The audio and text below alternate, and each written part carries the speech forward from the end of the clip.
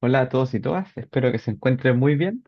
Este es un video de la clase uno de conversión de energía mecánica del curso de procesamiento de hidrógeno para energías sostenibles. Los objetivos.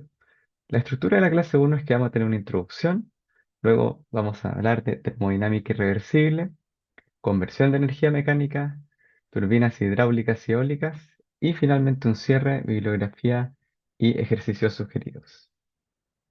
Vamos a sacar un poco el menú de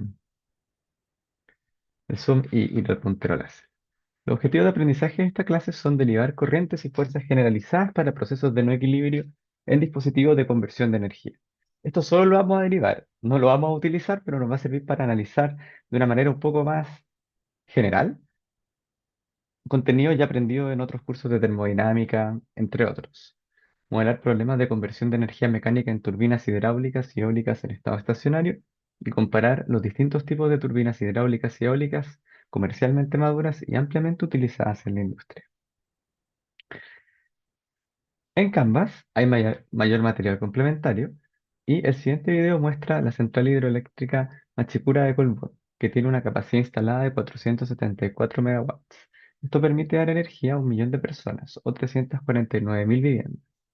Las turbinas hidráulicas convierten la energía mecánica del agua en trabajo de eje. Este trabajo alimenta un generador para producir electricidad.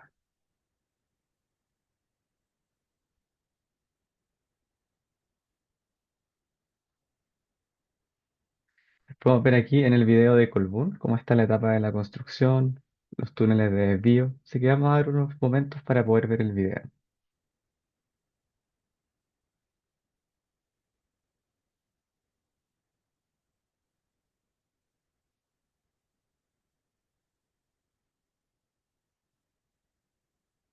Hacia el final de la clase vamos a ver distintos tipos de turbinas hidráulicas, pero la verdad las turbinas hidráulicas no hacen otra cosa que convertir energía mecánica en energía eléctrica. Si antes para producir esa energía mecánica se utiliza ya sea una diferencia de presión o una diferencia de altura o un caudal, y hay distintos tipos de turbinas, dependiendo de dónde se ubique geográficamente la turbina.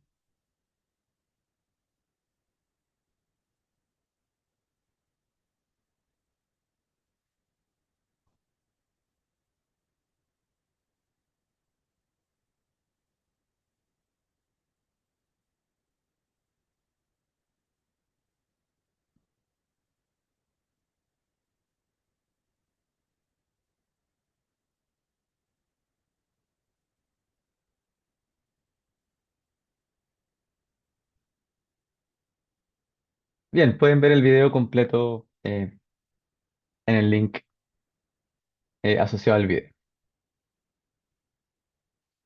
En cuanto a la termodinámica irreversible, primero vamos a asumir que no hay reacciones químicas, por lo tanto, el potencial químico o cualquier cambio de energía por reacciones químicas va a ser igual a cero. Vamos a definir la tasa de disipación como la temperatura a la cual ocurre un proceso multiplicado por la tasa de generación de entropía. ¿Sí? Y si al ver el universo, sistema más entorno, esta tasa de disipación siempre va a ser mayor o igual a cero. Entonces la energía libre en un sistema grande inicialmente en equilibrio va a ser una energía interna inicial menos una energía interna de equilibrio que va a venir dada por una temperatura de referencia por la entropía más una presión en signo negativo más una presión de referencia por un volumen. Sí, nótese que estamos utilizando aquí siempre variables intensivas, energía libre de Gibbs total, volumen total. Si nosotros tomamos la derivada temporal de esta definición de la energía libre de Gibbs, va a ser equivalente a tomar la derivada temporal de la diferencia entre la energía interna inicial y la energía interna de equilibrio. Como esta energía interna inicial es una cantidad eh, es una cantidad constante, nosotros la podemos escribir como menos la derivada temporal de la energía interna de equilibrio. Sin embargo, la energía interna de equilibrio, al aplicar la regla de la cadena, se puede calcular como la derivada parcial de la energía interna de equilibrio con respecto a la entropía multiplicado por la tasa de generación de entropías. Entonces, este es un truco para poder representar este primer término como simplemente la temperatura de referencia. Entonces, toda esta cantidad se convierte en menos la temperatura de referencia por dSA de T. Lo cual es muy interesante porque podemos ver cómo la tasa de disipación se relaciona con el inverso aditivo de la tasa de cambio de la energía libre de Gibbs. Entonces, si es que nosotros consideramos un sistema restringido con un volumen fijo, podemos escribir nuevamente el cambio de energía de Gibbs como de manera muy similar a lo anterior. Una diferencia de energía interna entre el estado inicial y el estado de equilibrio restringido, una vez que se llega al equilibrio, menos la temperatura de referencia por la entropía inicial, menos la entropía en el equilibrio restringido, más la presión de referencia por el volumen menos el volumen del equilibrio restringido, notando que este equilibrio restringido ya algo distinto al de la diapositiva anterior, ¿cierto? Que ahí aparecía una cantidad, vamos a volver, un poco más sencilla. Si hablábamos de G, ahora estamos viendo delta G, o el cambio de la energía interna, entre un momento y otro, no en el momento instantáneo de G a t. Y a partir de ese potencial también se puede definir el cambio en la energía, en el potencial de Helmholtz y en la entalpía. Entonces, por ahora uno puede ver, pucha, profe, la verdad esto no tiene mucho uso. ¿Sí? Y la idea es tener un marco conceptual de que en la realidad todas estas cosas van a estar ocurriendo, no necesariamente las vamos a poder medir, pero cada vez que haya un cambio de entropía, va a haber una disipación, ¿sí? Y siempre va a haber un cambio de entropía cuando nosotros tenemos un flujo de calor. Entonces nosotros podemos pensar nuevamente una forma diferente de modelar balances de masa y energía y otra cantidad a partir de flujos. Podemos definir flujo de entropía, de calor, flujo másico, velocidad angular, flujo de carga corriente eléctrica. Y todo esto también se puede modelar de una manera diferente a partir de la termodinámica de no equilibrio, como un flujo igual a el producto entre una fuerza, F sub J, y una corriente. ¿Sí? Esto se puede ver que es un vector. ¿Sí? Entonces, el desafío en este tipo de modelamiento es poder formular una ley ya existente, como la ley de Fick, por ejemplo, en términos de una relación entre una fuerza y una corriente. Entonces, si nosotros queremos profundizar la relación lineal entre una corriente y una fuerza, es igual a la suma de todas las corrientes asociadas a una fuerza multiplicada por esa fuerza. También se puede escribir la tasa de disipación como menos de G de T, y eso va a ser igual a la suma de, ojo aquí, ya no estamos sumando en J, sino que estamos sumando en I de todas estas fuerzas multiplicadas por el J sub I. Por ejemplo, la ley de Fourier, J sub Q, que va a ser el flujo de calor, va a ser igual a una constante de proporcionalidad, ¿cierto? Que relaciona linealmente la corriente J con la fuerza F. Esa constante va a ser Ka, y esta fuerza, fuerza motriz, va a ser la diferencia de temperatura. En el caso de la ley de Ohm, la corriente de carga va a ser proporcional al gradiente de potencial. ¿Sí? Y aquí va a faltar alguna cantidad, probablemente una conductividad iónica o algo, si es que es un fluido o una conductividad eléctrica, si es que es un sólido. ¿Sí?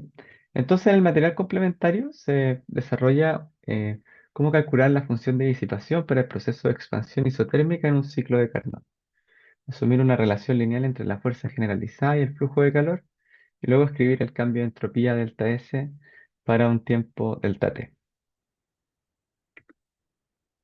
Sí, entonces, bueno, ahí está la respuesta, pero en Canvas se muestra en un documento con el detalle paso a paso de cómo llegar a esta cantidad.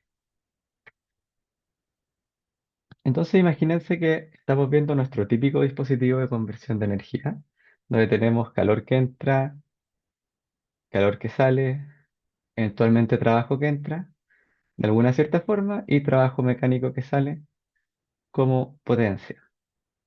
Entonces aquí estamos viendo un caso, no es el caso más taxativo, podrían haber más flujos, pero es un caso típico de una máquina térmica, donde los flujos disculpen, las corrientes de energía que entran van a ser en general corrientes de calor y corrientes de masa. ¿Sí? Vamos a tener la corriente de calor que entra, menos la corriente de calor que sale, más la corriente de masa que entra, con una cierta energía interna específica, ¿sí? Disculpen, entalpía específica. Y este W va a ser la suma de la energía potencial por unidad de masa, más la energía cinética por unidad de masa, más la entalpía, que es la energía interna más el trabajo de flujo. Y tal cual como en termodinámica, haciendo un cambio de variable. Al otro lado de la ecuación, típicamente uno tiene trabajo, ¿cierto? O sea, todo esto. Y ese trabajo, en este caso, va a estar bien interesante, ¿sí? Porque tenemos por una parte J sub teta, que va a ser la corriente asociada al movimiento de nuestro eje en una turbina, ¿sí? Y el producto de ese movimiento por la fuerza, ¿sí? Mientras más velocidad y más fuerza, mayor va a ser la potencia. Mecánica, ¿sí? Porque la otra potencia de salida va a ser eléctrica, ¿sí? Aquí tenemos un J sub Q y un F sub Q.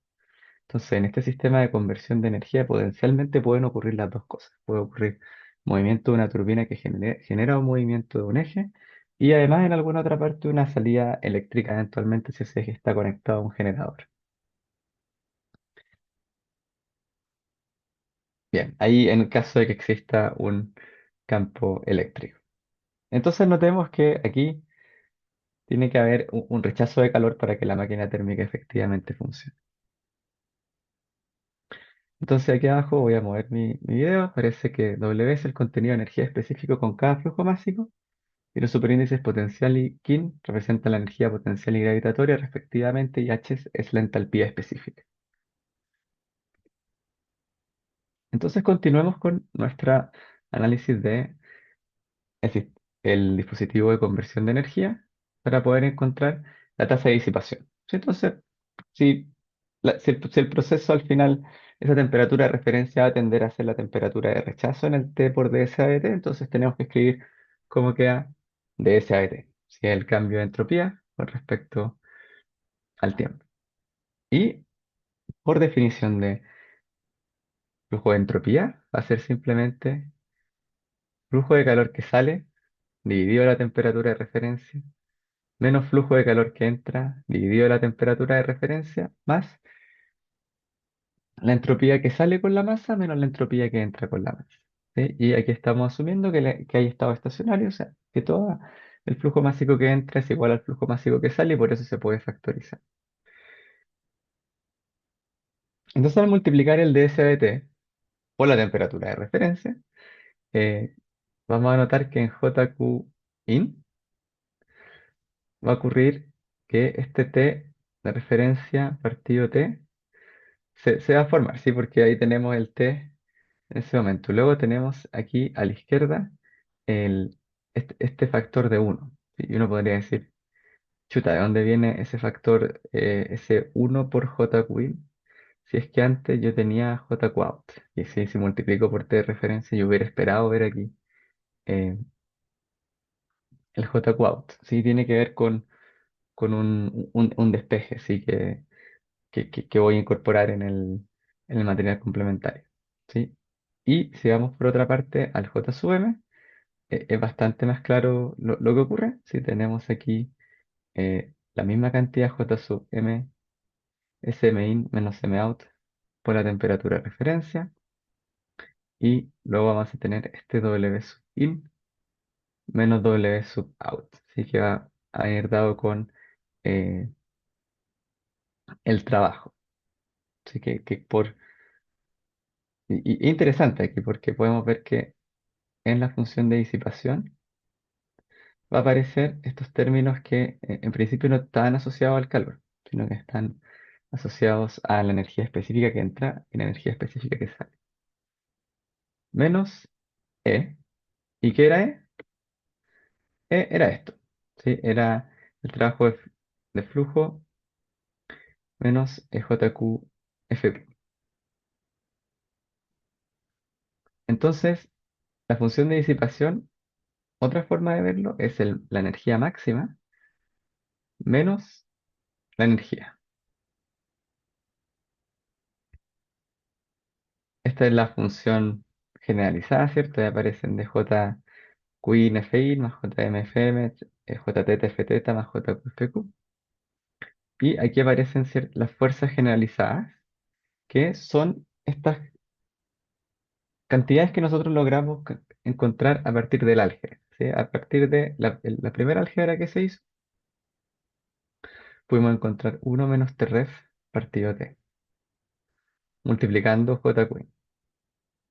Después de ¿cuál es la fuerza generalizada que multiplica la masa? Todo este término. ¿Sí? Y ese término menos C va a ser la energía que se produce por el trabajo de eje y la energía eléctrica. Entonces son todos estos cuatro términos bastante grandes. Otro bueno de escribir estas fuerzas generalizadas de esta manera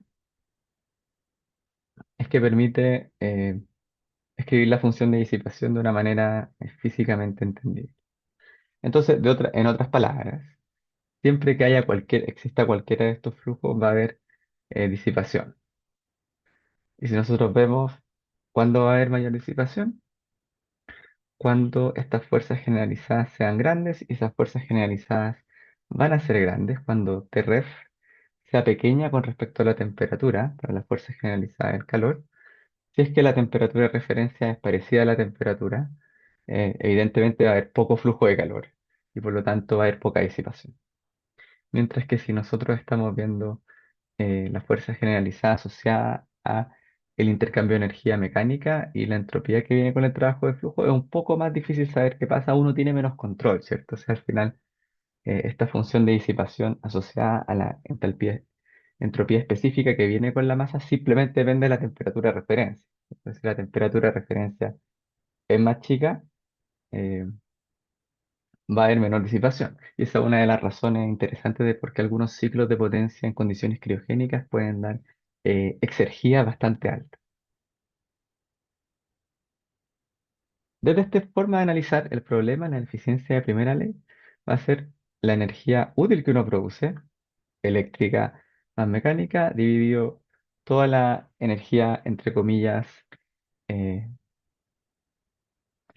calor más la energía que venía con el trabajo de flujo. ¿Sí? Y aquí en la eficiencia de la primera ley no estamos pensando en esta diferencia entre la energía inicial y la energía de equilibrio, sino simplemente toda la energía que entra. Eficiencia de primera ley, no la energía utilizable.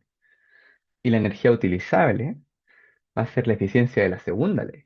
¿Sí? Que vamos a asumir nuevamente que el sistema va a estar en estado estacionario, pero en vez de dividir que era nuestra energía útil, por el flujo el calor que entra más la energía que viene con el flujo, vamos a dividirlo por el máximo de la energía aprovechable. Y para el sistema de interés que vimos, reemplazando nos queda energía de eje más energía eléctrica, dividido J, el flujo, la corriente de calor por la fuerza generalizada de calor, más la corriente de masa por la fuerza generalizada de masa. ¿Sí? Entonces, en principio es un poco más difícil de calcular, porque necesito tener todo esto. Entonces lo interesante aquí es ver que realmente no es tan distinto, ¿sí? Porque antes era uno, ahora lo tengo que corregir por T ref partido T, ¿sí? Antes, y en el caso de eso lo que multiplicaba la corriente de calor. Pero el caso que multiplica la corriente de masa, antes era W in menos W out, ahora tengo que restarle el menos T ref S min, S M in menos S M out.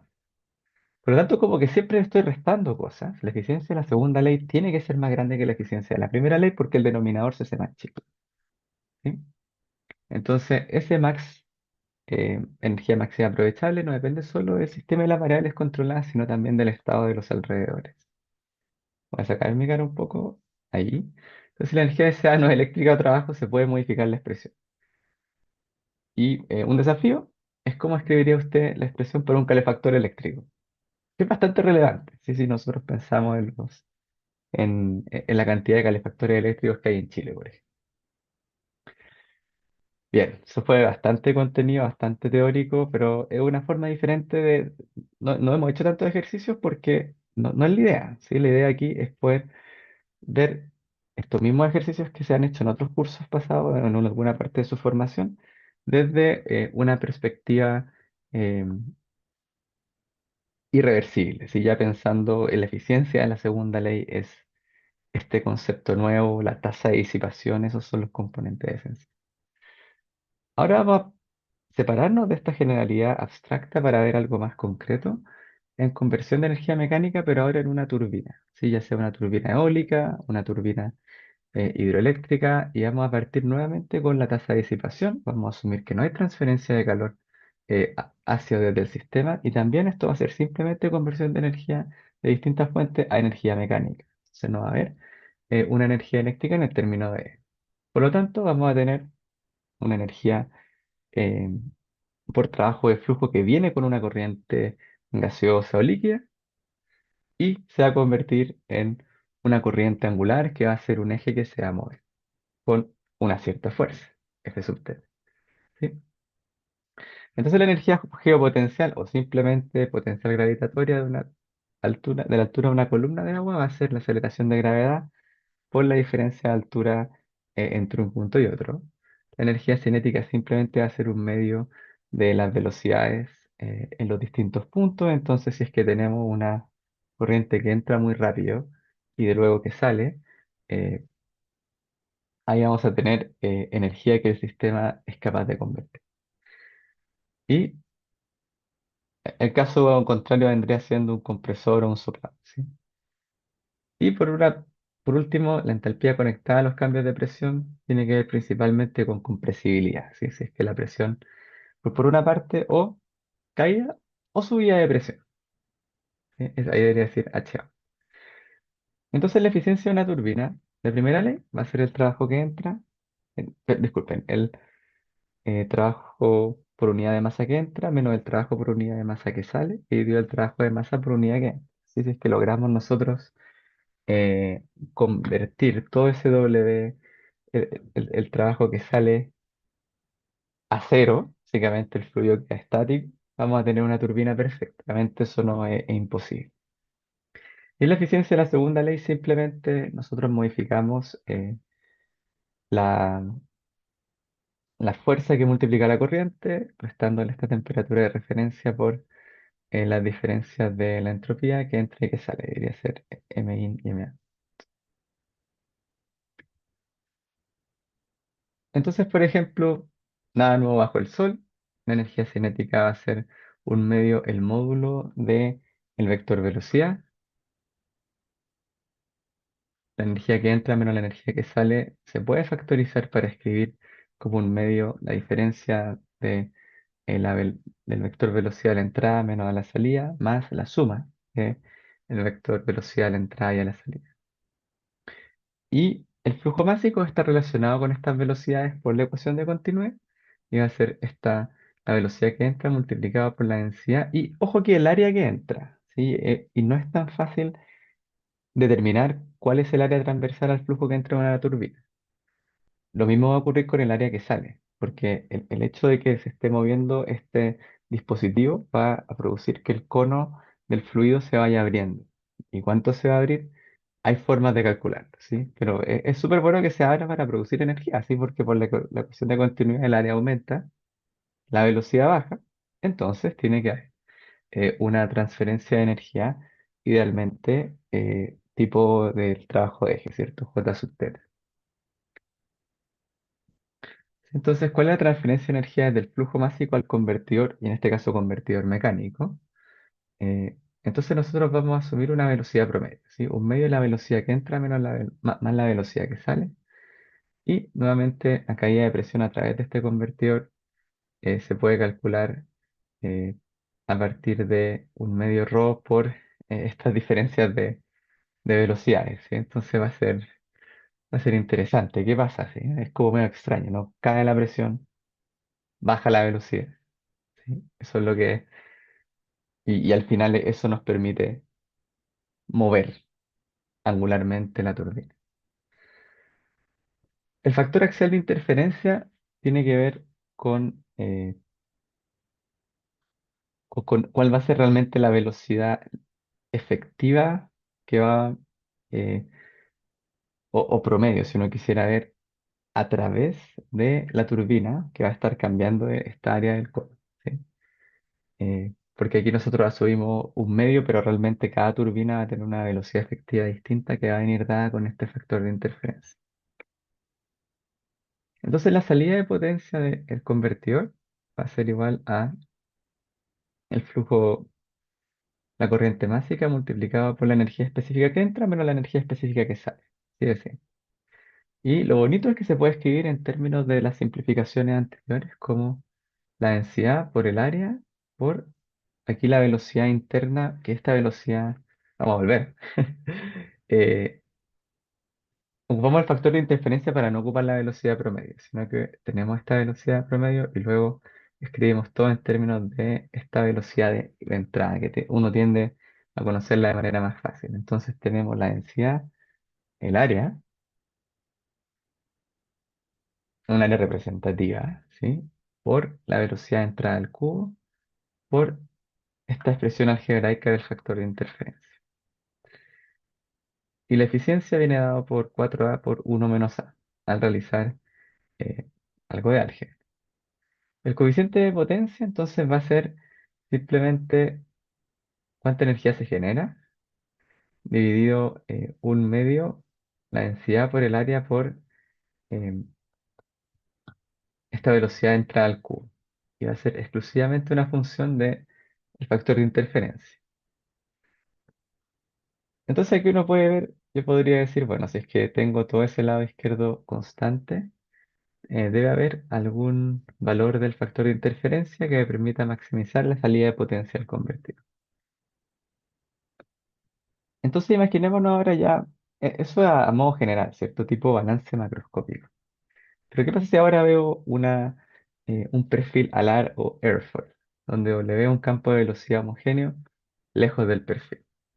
¿Sí? Entonces vamos a tener de mecánica de fluidos que eh, la tasa de cambio de la fuerza en la dirección Z, que vendría siendo a través del perfil, va a ser igual a las fuerzas de presión. Esto va a ser la integral en todo ese pedacito del airfoil de la presión por el vector normal apuntando hacia afuera. Entonces, dependiendo del ángulo, esta presión va a ejercer distintas fuerzas y se va a igualar a esta cantidad a la derecha, un poco más difícil de ver la relación entre la presión y la densidad por la velocidad al cuadrado. De manera alternativa va a ser la densidad por esta cantidad W que hace la velocidad lejos por gamma, que va a ser un integral que es solamente función del ángulo, ¿sí?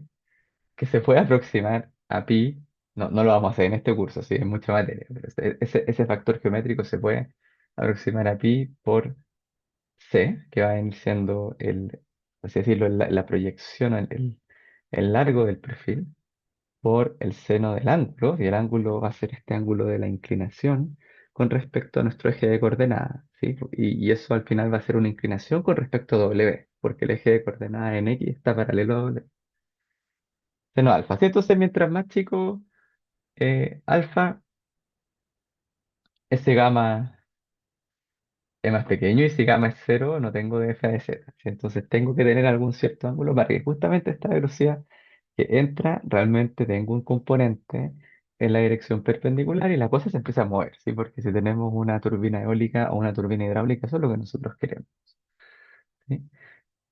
También se define coeficientes de arrastre y empuje a partir de esta fuerza que tiene distintos componentes, ¿sí? Tiene un componente de arrastre y un componente de empuje.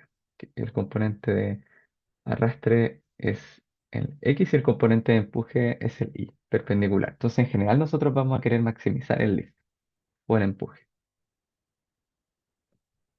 Entonces, la razón de fuerza, empuje, arrastre es algo que caracteriza estos perfiles.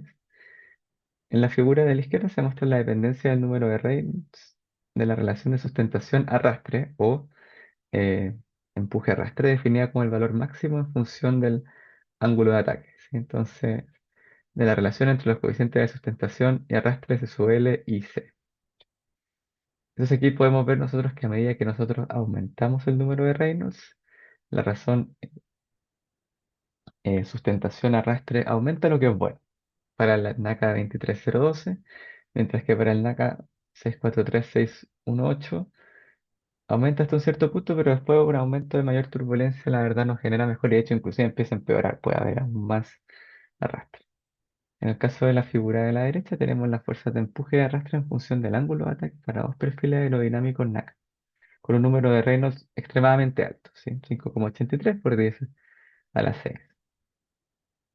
Entonces ahora, en lugar de variar el número de Reynolds, variamos el ángulo de ataque. Y uno podría decir, yo quiero, ojalá moverme nuevamente, quiero bastante arrastre y poco, disculpen, poco arrastre y bastante empuje. Entonces, ¿cuál es el punto que me tengo que mover? Entonces, aquí estos son los ángulos. Entonces, por ejemplo, aquí si estoy en el ángulo 15, tengo un coeficiente de empuje de 1,70 y algo y un coeficiente de arrastre de 0,08. ¿Sí? Podemos ver que el coeficiente de empuje tiende a ser mucho más grande que el de arrastre, lo que es bueno, ¿sí? Porque eso es lo que nos permite el movimiento. Mientras que en el otro perfil NACA 23012 la curva es levemente distinta y también en este perfil no hay ángulos negativos, ¿sí? Entonces nótese que en el caso del cero igual se logra algo. ¿Sí? Si el ángulo es cero, de todas formas va a haber arrastre y empuje.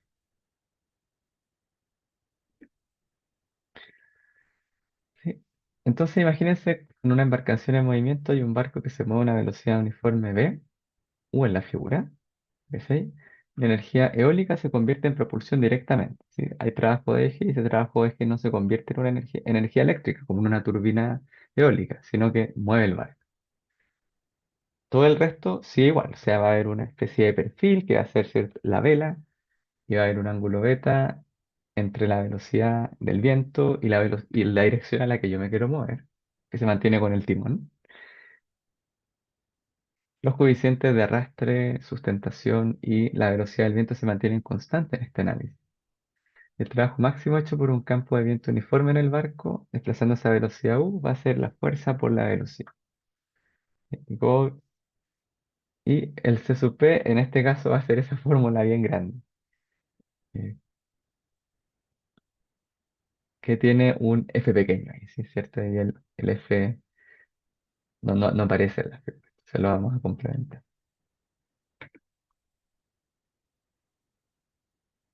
Nuevamente más figuras, ahora vamos a definir el coeficiente de potencia C sub P, ya vimos cómo se definía al momento de ver la conversión de energía específica por una corriente másica a esta energía rotacional versus la velocidad de punta de esta turbina eólica o turbina hidroeléctrica.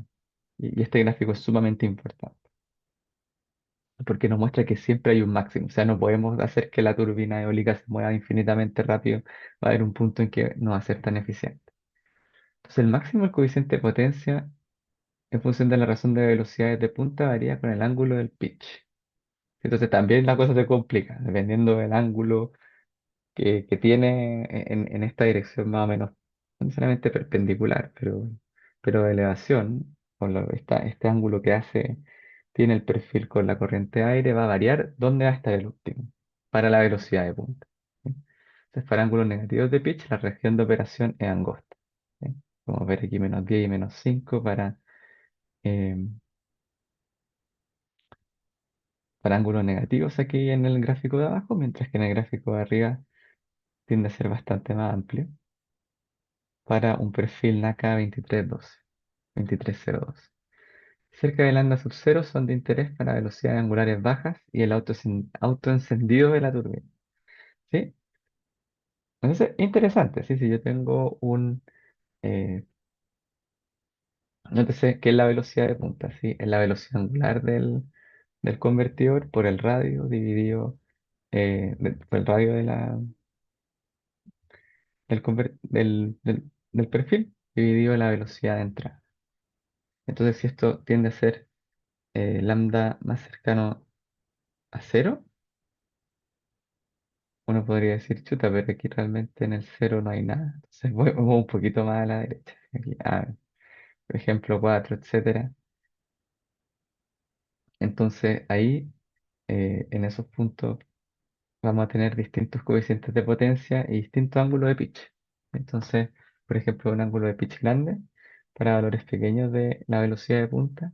De todas maneras, se puede obtener eh, un coeficiente de potencia decente, pero a medida que va aumentando la velocidad de punta, ya realmente conviene cambiar el pitch. Entonces, es una cosa interesante. Idealmente uno puede ir cambiando el pitch eh, dependiendo de la velocidad del viento. Obviamente tenemos las curvas de nivel de potencia para dos distintas velocidades de punta.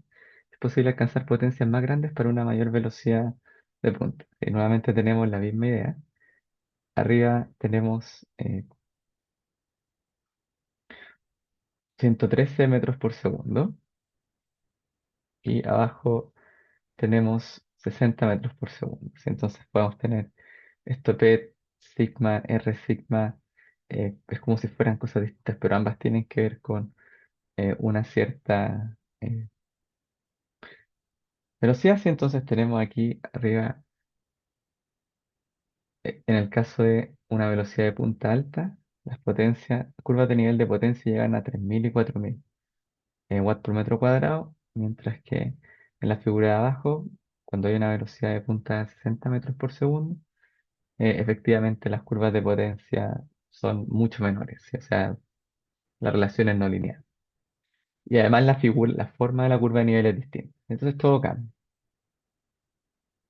Las líneas punteadas muestran la región donde el factor de interferencia A es mayor a 0,5 en algunos puntos de las aspas. Nuevamente el ángulo de pitch tiene un efecto muy importante. Entonces esta cantidad es interesante, ¿cierto? Porque es watt por metro cuadrado, pero por metro cuadrado de qué?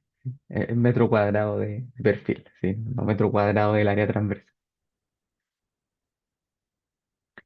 Para terminar esta clase, ha sido bien teórica, pero nos da los elementos centrales para analizar el día de mañana las cosas que vemos en una planta de energía eólica o en una turbina hidroeléctrica. Vamos a aterrizar en algo mucho más sencillo, los distintos tipos de turbina hidráulica. Una de las más famosas es la turbina de Pelton. Sí, podemos ver ahí que tiene esta especie de cuchara, ¿cierto? Esta turbina viene de la planta de potencia Walchens en Alemania. La fuente de la imagen esta es de Siemens Hydropower. Y estas turbinas tienen una alta eficiencia en caídas de agua elevada, ideales para lugares con grandes alturas y bajo caudal de agua.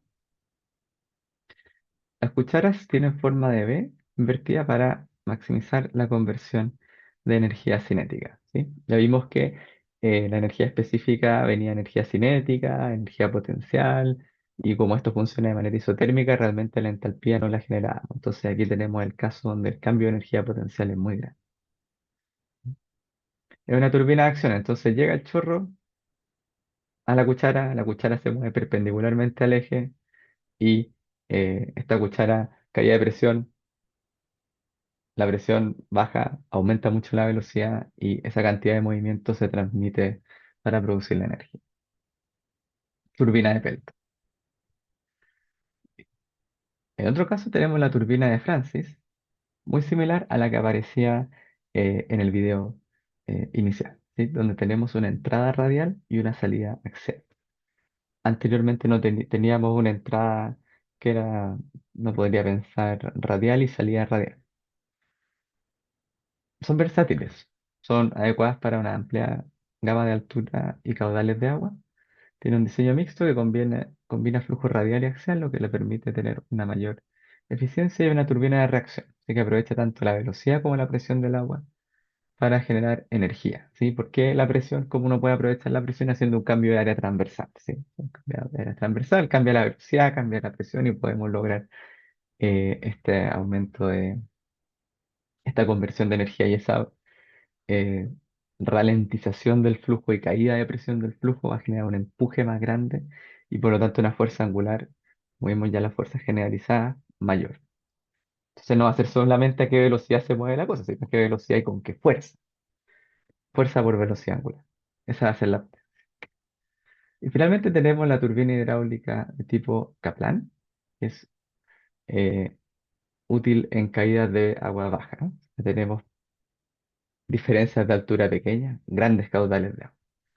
¿Sí? Aquí los álabes son ajustables, los palas de la turbina pueden ajustarse para optimizar la eficiencia según el caudal.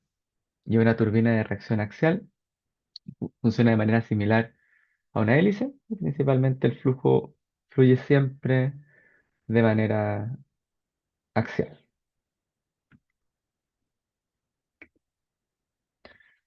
Ahora mirando las turbinas eólicas, la más clásica es la de eje horizontal. ¿Sí? Son altamente eficientes y comunes.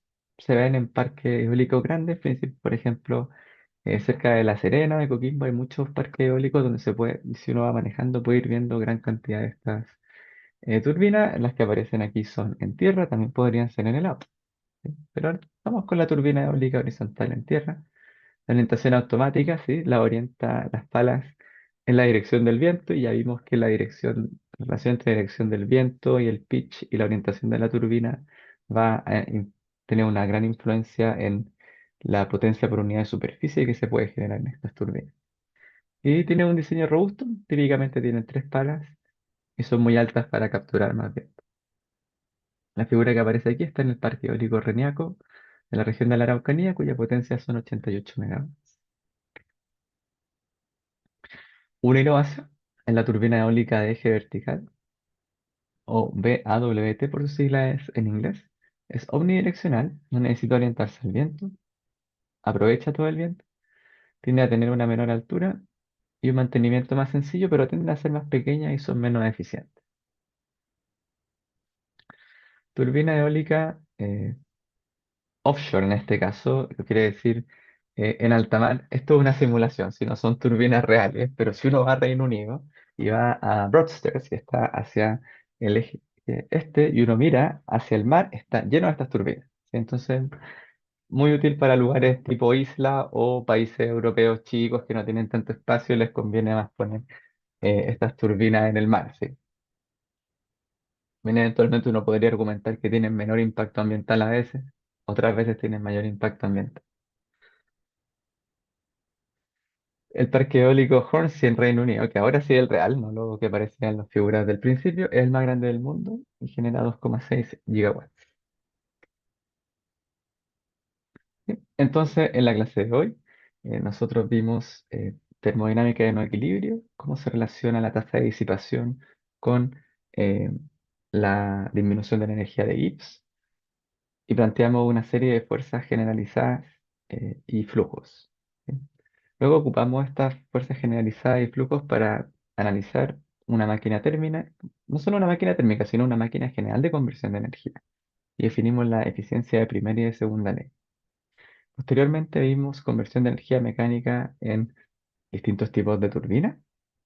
Y finalmente vimos los ejemplos prácticos de estos distintos tipos de turbinas, turbinas Francis, Pelton y Kaplan, y las turbinas de eje vertical en tierra disculpe, de eje horizontal en tierra, de eje vertical y de eje horizontal en alta mar. Que esté muy bien.